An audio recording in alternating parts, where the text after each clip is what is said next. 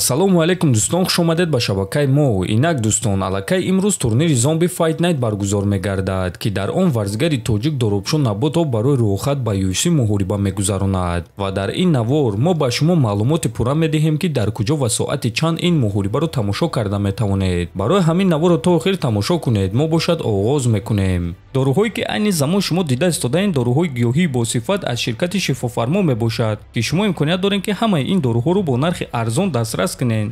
доруҳо барои хунукзадагӣ ва қавӣ кардани мардонагӣ, барои фарбе ва харобшавӣ, барои ришу мӯйсарбарорӣ, барои дарди дил, дарди мушакҳо ва ҳамчунин равғани сиёҳдона, ки пайғамбар саллаллоҳу алайҳи васаллам гуфта буд, ки ба ғайр аз марг ба ҳамаи дигар дардҳо даво мебахшад. худи ҳозир ба номерҳои дар рӯи экран буда занг зада доруҳои даркории худро харидорӣ кунед ва ҳатман аз номи канали Паҳлавон гап занед. ҳамин гуна шумо ҳам доруҳои даркории худро ба даст меоред ва ҳам канали моро сахт дастгирӣ мекунед.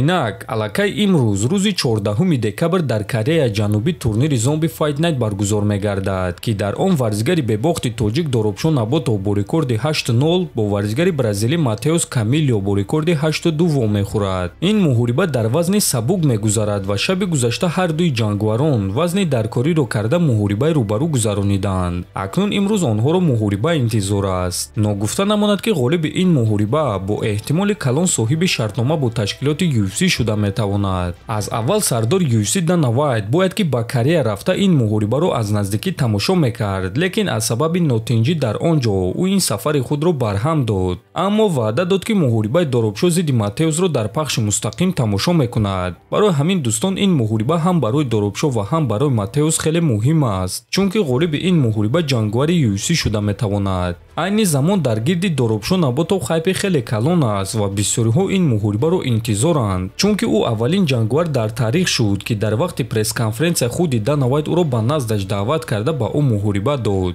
чӣ гуна ки дар боло қайд кардаи муҳориба дар вазни сабук яъне 70 килограмм мегузарад ва муҳорибаи сераунда хоҳад шуд. худи турнир бошад имрӯз яъне рӯзи 14 декабр баргузор мегардад ва аз соати 12:30 ба вақти Москва ва 14:30 ба вақти душанбе оғоз мегардад. муҳорибаи Наботов зидди Камилио сеюм муҳорибаи турнир хоҳад шуд. ин муҳорибаро танҳо саҳифаи UFC Fight Pass нишон медиҳад, ки тамошои муҳорибаҳо дар он ҷо пулакӣ аст. барои ҳамин касоне ки ин муҳорибаро бе ягон мушкилӣ тамошо кардан мехоҳанд, марҳамат дар саҳифаи UFC Fight Pass тамошо кунед. мо бошад кӯшиш мекунем, ки ссилкаи бепул пайдо карда пеш аз муҳориба дар телеграм-канали худ пешкаши шумо кунем. ҳамчунин дар ҳол баъди анҷоми ин муҳориба мо муҳорибаи пурраи онҳоро дар телеграм-канали худ мегузорем. барои ҳамин худи ҳозир даромада дар телеграм-канали мо Паҳлавон TG обуна шавед. ссилкаи телеграм дар описания ва дар якум комментария закрепит шуда. ҳозир бошад дӯстон, биёед дар комментария ҳамин навор ба Доробшо Наботов дастгирии худро нишон медиҳем ва ба ӯ пирӯзӣ хоҳон мешавем. дар наворҳои баъдӣ вомехӯрем. хонободу сарбаланд бошед.